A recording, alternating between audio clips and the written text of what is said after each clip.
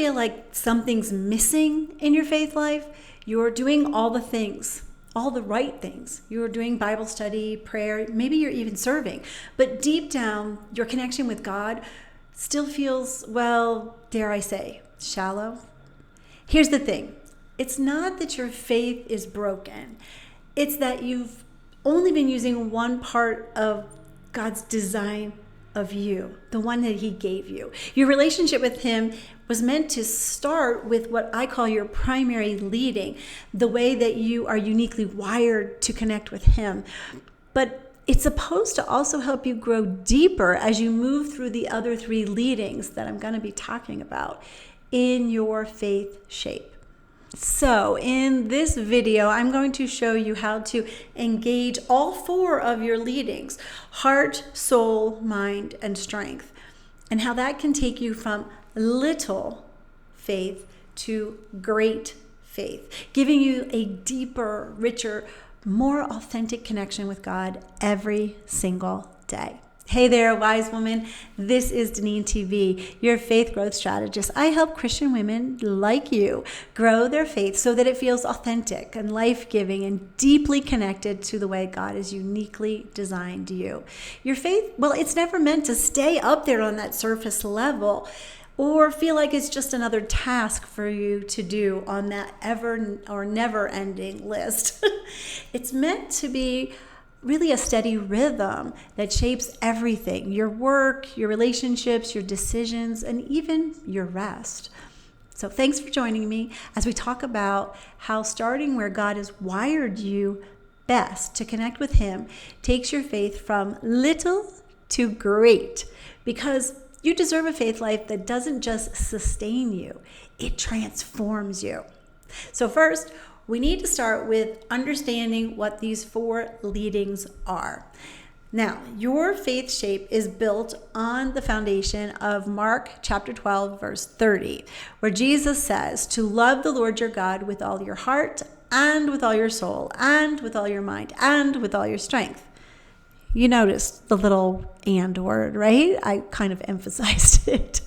Jesus didn't say love God with your heart or your mind or your soul, etc.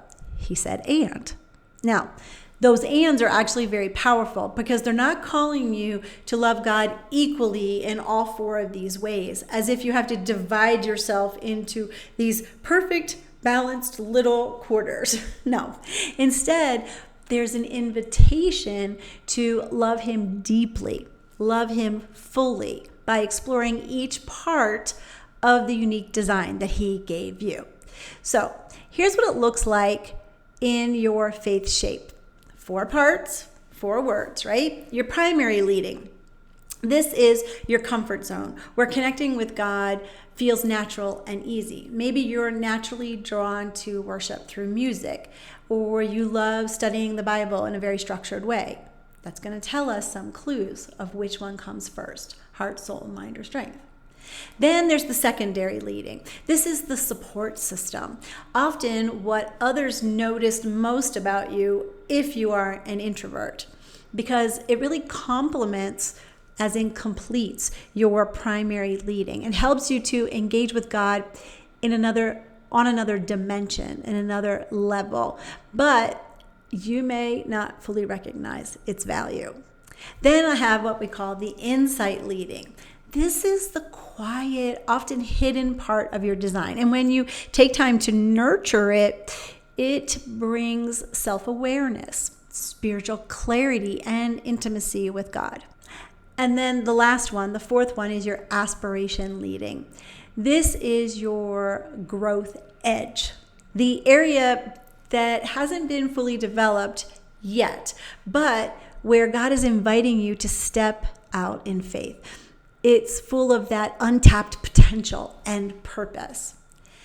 When you begin with your primary leading, where it feels easy to meet with God, and then you intentionally move into those other 3, secondary, insight, and aspirational leadings, your relationship with him goes deeper. It's not "and" this way in quantity, it's "and" this way in quality. Those "ands" create the layers of connection: heart and soul, soul and mind, mind and strength. Each of the ands actually builds on the one before, adding richness, adding depth to your faith life. And it isn't about, again, adding more to your to-do list. It's about fully embracing the way that God has designed you so that you can experience Him, well, more completely. When you practice this daily, even in very small ways, you start to notice your faith shifting. You're not just surviving spiritually. You actually begin thriving spiritually. However, there are some factors that can keep us from fully connecting to God in the way that is best for us. The first way, I call it the introvert's dilemma. If you're an introvert, here's what often happens. You lead from your primary space internally, but the world mostly sees your secondary leading because that's external. So, for example, maybe you're a heart-led woman who deeply connects to God through your emotions and intimacy. But at your work and in your relationships, you lean into that mind-led tendencies, structure, logic, planning, because that's what people expect from you. And this creates a sense of like something is missing because what people see and what you think you're leading with doesn't actually match the deepest part of how God designed you to connect with Him. I know this because I've actually lived it. I'm an introvert, or just over the line extrovert, but as the years go on, more introverted. And my primary leading is soul. That means quiet reflection, creativity, and intimacy with God are how I feel closest to Him. But if you interacted with me and have interacted with me, you probably think I was a mind-led person first because that's my secondary leading. I was constantly in teacher mode. I'm studying scripture deeply. I'm learning apologetics. I'm teaching Bible studies. On the outside, I looked strong and confident in my faith, but on the inside, something always just felt a little bit off. I was nurturing my secondary leading while unintentionally neglecting my primary leading. And when I finally discovered this, I made a change. I began creating intentional space for my soul-led connection with God. Things like long walks where I prayed, quarterly quiet retreats where I unplugged from everything, and journaling that actually looks more like doodling with colors in my hand than just writing structured prayers. And you know what? That changed everything. My faith, it became richer, more intimate, more aligned with how God had uniquely designed me. I stopped feeling like I was missing something, and I started experiencing a depth with Him that I didn't even know was possible. This is what happens when you stop living only in your secondary leading and really allow yourself to thrive in your primary leading. It's that first step toward moving from the little faith to great faith. So now we have to look at the other side of the coin, which I call the extrovert's shortcut.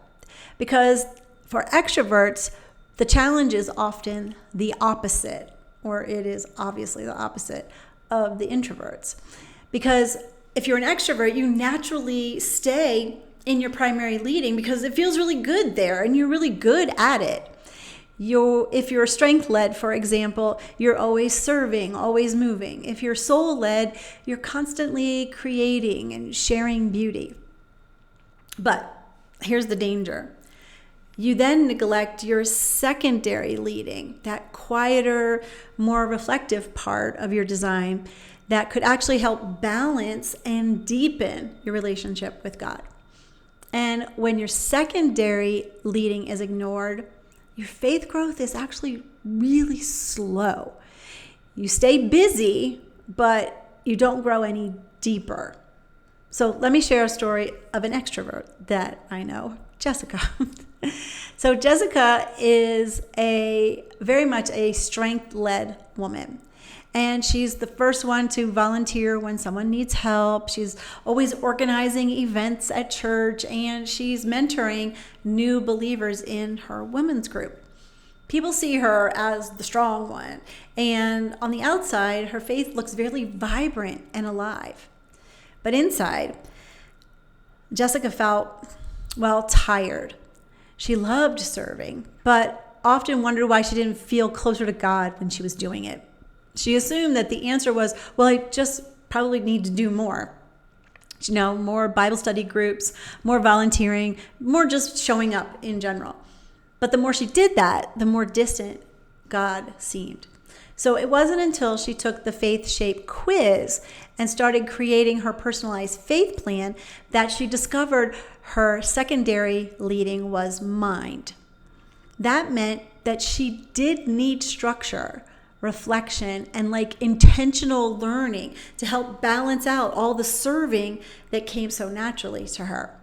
So Jessica started small, and she began keeping what she called a God journal, where she wrote down the daily moments of gratitude and the ways that she saw God at work throughout her day.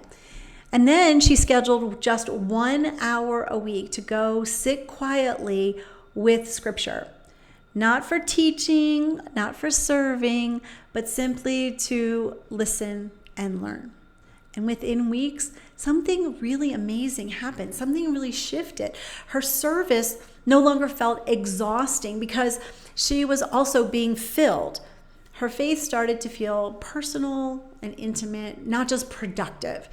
By engaging in her secondary leading, Jessica created a balance that allowed her relationship with God to deepen in ways that she had never experienced.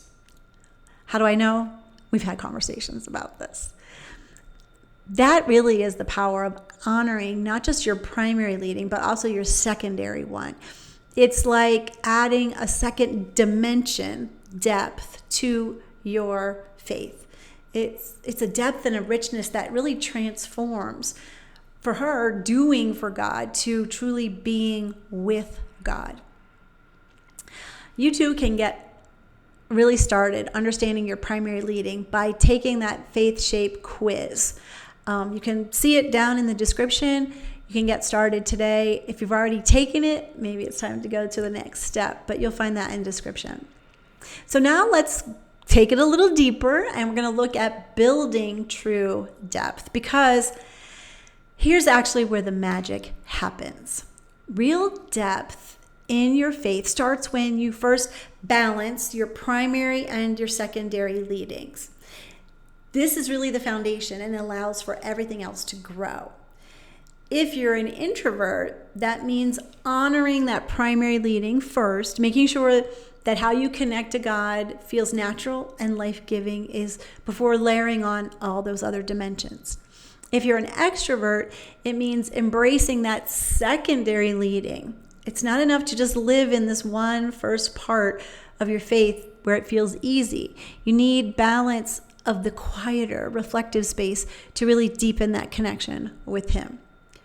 When you build this balance, your faith life stops feeling one-dimensional, and it becomes grounded, sustainable, and ready for God to take you deeper. So I'm not saying you have to do all of this at the same time. This is a growth pattern. Okay, so let's look at some daily examples of this first two leadings. So here might be some ideas of what it would look like in a day. So let's say that you're an introvert and your primary is soul and your secondary is mind. So you may start each morning with quiet journaling or a reflective prayer, which would be part of your soul. Later, you'll use a maybe structured study or devotional plan to add focus. That would help your mind led. And then at the end of each day, just write a gratitude list to integrate what God showed you throughout the day. Very small, very subtle little ways you can start to do this. If you're an extrovert, maybe your primary is strength and your secondary is mind. These are from the examples we used from myself and Jessica, right? So for Jessica, it might be to serve someone intentionally during the day. That could be to help a coworker, check on a neighbor, or volunteer for a specific project. Very strength-led. Then for the mind-led, it could be to pause after any of those activities and write or pray about one thing where you saw God in that interaction. And then spend just 10 minutes planning tomorrow's devotional or prayer time to create a structure and to create accountability. I hope you're understanding this. Let me know down in the description what's clicking for you, what's going off in your brain, because these simple rhythms keep you anchored in your design while gently stretching you toward that balance. So these are just a few examples. Okay, so then we're going to move into awakening your insight leading. Again, this is not automatic. This is after time. This is learning how to do it step by step. Once you've been rooted in those daily practices, the primary and secondary leading, something beautiful happens. What happens is your insight leading does begin to awaken because now you're very comfortable in those first two. And here's the key. Your insight leading is unique to you. What it looks like, how it feels, and how it grows will depend entirely on your God-given design. And that's the beauty of creating your own personalized faith plan, a PFP. It helps you know exactly what your insight leading is and how you can nurture it. For me, once I was consistently practicing the rhythms of my primary soul and my secondary mind, those leadings, I began to step into my insight leading, which for me is heart. And this is what it looked like for me. It helped me to become a more empathetic coach, able to meet women where they are in their struggles. It also helped, it gave me the courage to invite other women to join me on my quiet retreats, sharing that sacred space with them. And it also helped me open up my own story, not just my successes in faith and business, but my failures also, and allowing my vulnerability to become a testimony of God's faithfulness. Your insight leadings are going to look different, and maybe it's creating a space where you listen more deeply, or practicing gratitude in new ways, or using your natural talents to connect with others in ways that you've never tried before. The point is this. When you nurture your insight leading, you begin to experience deeper self-awareness and a more intimate connection with God that just feels truly authentic to you. And then, of course, you can be stepping into the aspiration leading. From there, God will gently invite you into your aspiration leading. The area that may feel the most, uncomfortable, but actually what it holds is the greatest opportunity for growth and for impact. So for me, the next step was moving into my aspiration leading, which is strength. This showed up when I began leading mission trips with youth group at my church and with women. I found myself creating dramas to share Bible stories with those we were serving, translating for the group to help build bridges across language barriers, and organizing game times for children, and really using play to share God's love in tangible ways. It was stretching, way outside of my comfort zone, but it also became one of the richest seasons of growth in my faith. And that's exactly what happens when you begin to embrace your aspiration leading. It's where your passion and potential really meet purpose. The beauty of the PFP, the personalized faith plan, is that it shows you where your insight and aspiration leadings are so that you can take those intentional steps into them.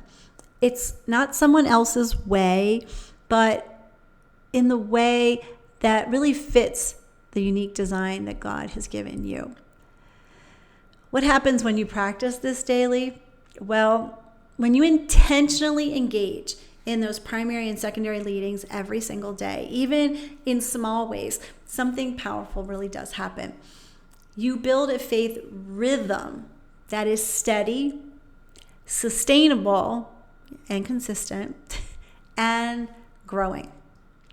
This daily rhythm, really what it does is it anchors you, helping you stay that consistency that you want, instead of feeling like your faith is constantly going up and down, having good days and bad days, good weeks, bad weeks, months, maybe years. As you remain faithful to those first two areas, you begin to sense God nudging you toward your insight and aspiration leadings, gently stretching you into that deeper connection, that greater impact. Here's what that begins to look like. Your prayers deepen. You start having honest, authentic conversations with God, and that becomes the way for you, the natural for you. Your worship expands because you start to notice him in your everyday moments, at your desk, in your car, on your morning walk.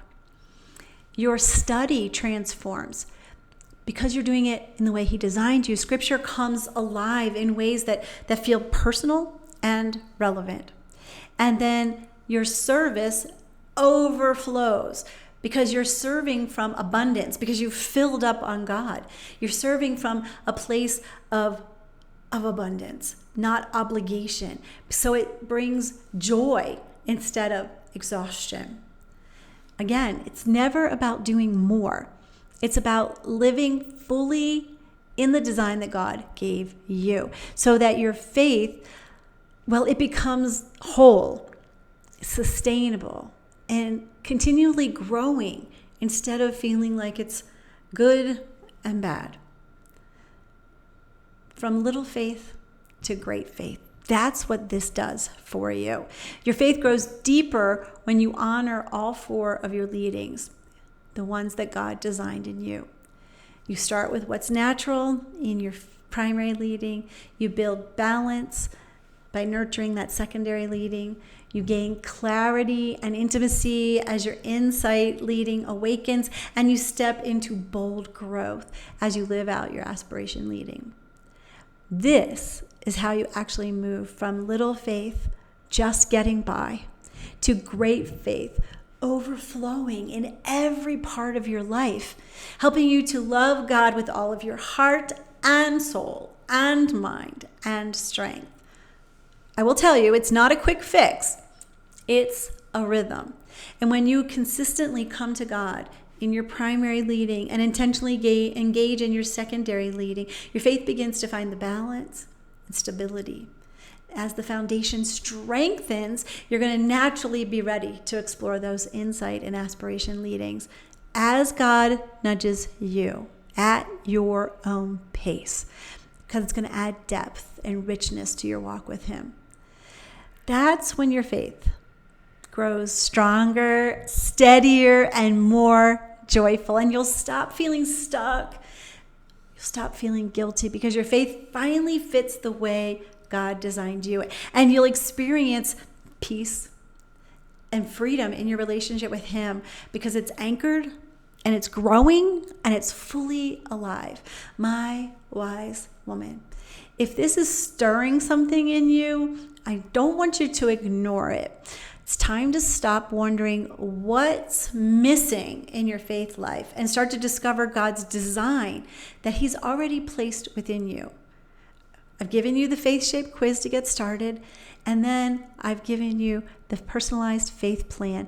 You can see the training. You can see more about it in the description. One intentional step at a time, and you can move from feeling stuck with that little faith to experiencing freedom and depth and joy in your faith that really fits you. And it fuels every part of your life. So let me ask you this. I'd love for you to comment down in the comments, obviously. Which part of your faith life feels like it needs the most attention right now? What have you realized about how you are leading your faith life? I'd love for you to share your thoughts in the comments. I'd love to hear where you are at in this journey. This is Deneen TV. Have a great rest of your day. And as always, be filled to overflowing.